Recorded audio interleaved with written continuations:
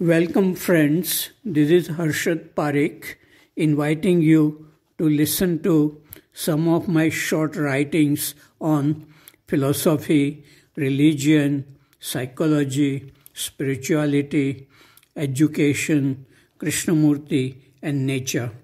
I hope you have a good listening. This is audio tape number 72. Article number 450. It is about Ramkrishna.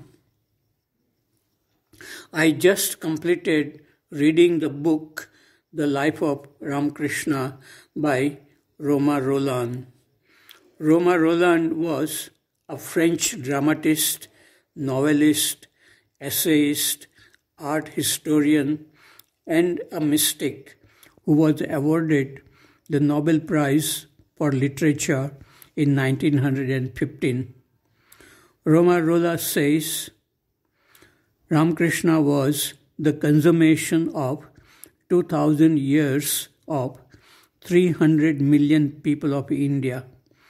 He was no hero of action like Gandhi, no genius in art or thought like Goethe or Tagore. He was a little village Brahmin of Bengal whose outer life was set in a limited frame without striking incident outside the political and social activities of his time.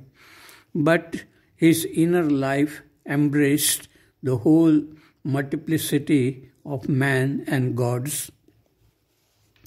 Article number 451.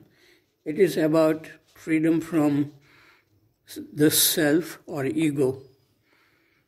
After reading Krishnamurti's books and understanding what he says intellectually or conceptually, most people begin to think that the self is very dangerous and one must get rid of this dangerous self without any effort. Thinking is a process that goes on by itself, whether we condemn it or not. But there is a possibility in human beings to see this movement of thinking without naming it or judging it as dangerous. When such a seeing happens, thinking can go on or stop. Then thinking and the self arising from it will not be divisive and problematic. Article number 452. It is about seeing without thinking. What Krishnamurti says is to be seen as true quickly or intuitively without thinking and analyzing it. This requires freedom to see at the beginning. Such freedom is rare. With such freedom, one can see quickly what is happening within oneself without books of Krishnamurti or other spiritual teachers. Article number 453. It is about corruption. Yesterday, as soon as I came out from Vadodara airport, some taxi drivers approached and one of them asked me, "Where do you like to go?" I said, "Near railway station." "How much will you charge?" He said, 750 rupees. I said, "For a distance of 6 kilometers, 750 rupees? I knew from a Google map that the distance was about 6 kilometers. He asked, "How much would you like to pay?" I moved away and stopped talking with him. Then an auto rickshaw driver came and said, "I will take you for 350 rupees. I also stopped talking with him and started moving away. Finally, one auto rickshaw driver who had parked his vehicle outside the boundary of the airport said he would take me for 100 rupees. I agreed. The actual fare could have been even less than 100 rupees. When corruption exists in most human beings in this country, what can we expect from politicians and businessmen of this country? Article number 452, it is about cleanliness. It was good to see the Prime Minister of India picking up plastic bottles from a beach in Tamil Nadu.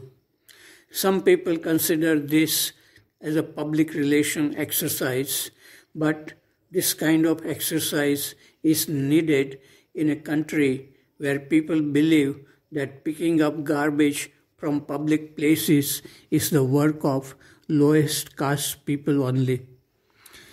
The Prime Minister feels strongly about cleanliness of public places in India, and the movement he started in 2014 has been successful to some extent, but still I see people throwing garbage on streets outside their houses. They still do not feel much about cleanliness and think that it is okay to make roads and streets dirty.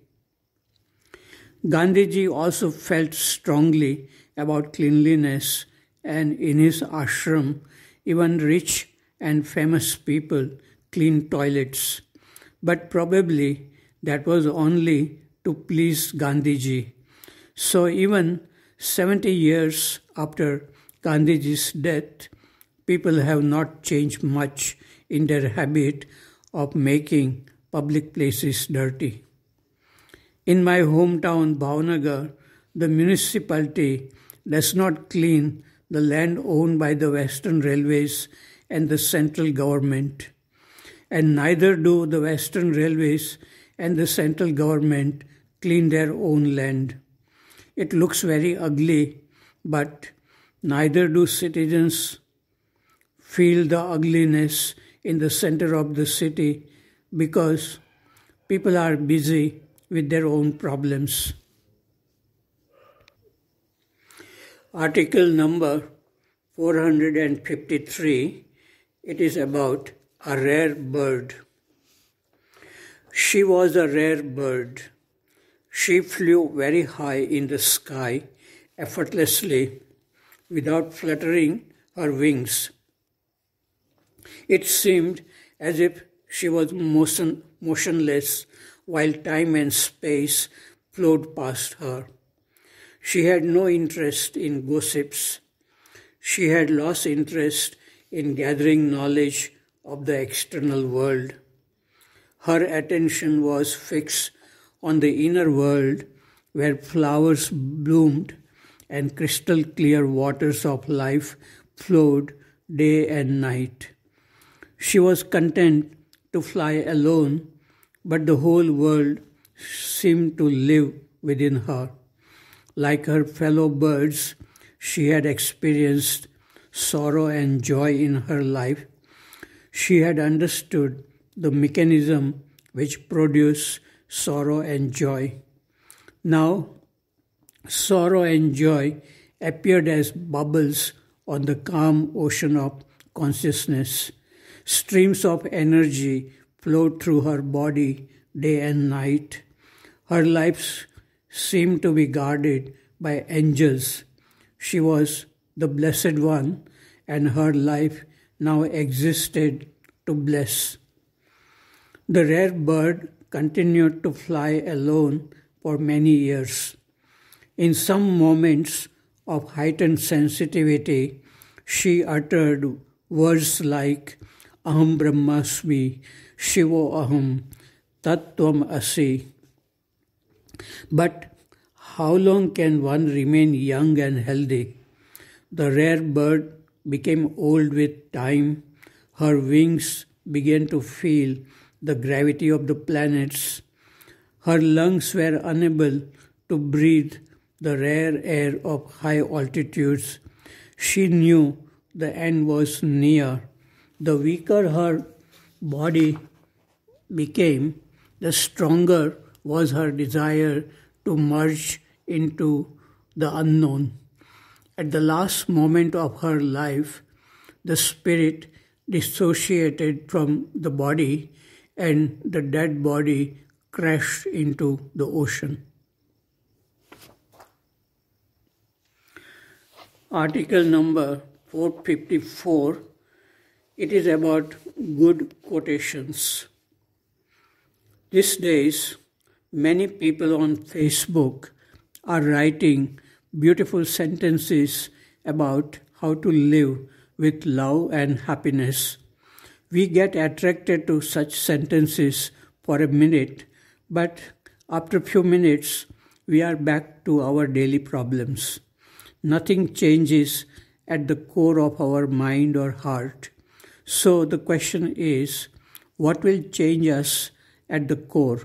What will bring about fundamental change within us, which will affect the way we live every day? Article number 455. It is about peace. I see doves sitting quietly and looking innocent, and cows very peacefully meditating under a tree, though nobody cares about them. But human beings are too busy to feel peace and beauty of life. Article number 456. It is about freedom at the beginning.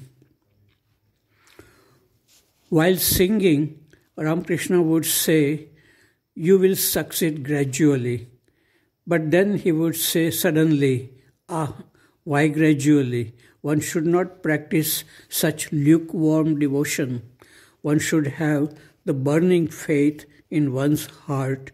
Realization must come just now. I will see God this very moment. Can half-hearted devotion help one to realize God? Krishnamurti too would say, understand now, not gradually. Do not write down my words and then think about it. While listening now, can you see or understand clearly, effortlessly, instantly? But freedom is required at the beginning to understand or see things clearly. Freedom from what one has known, ability to listen without interference of thinking and intellectual interpretation. But such freedom is very rare, and if such freedom exists, is it necessary to listen to anyone to understand or realize truth?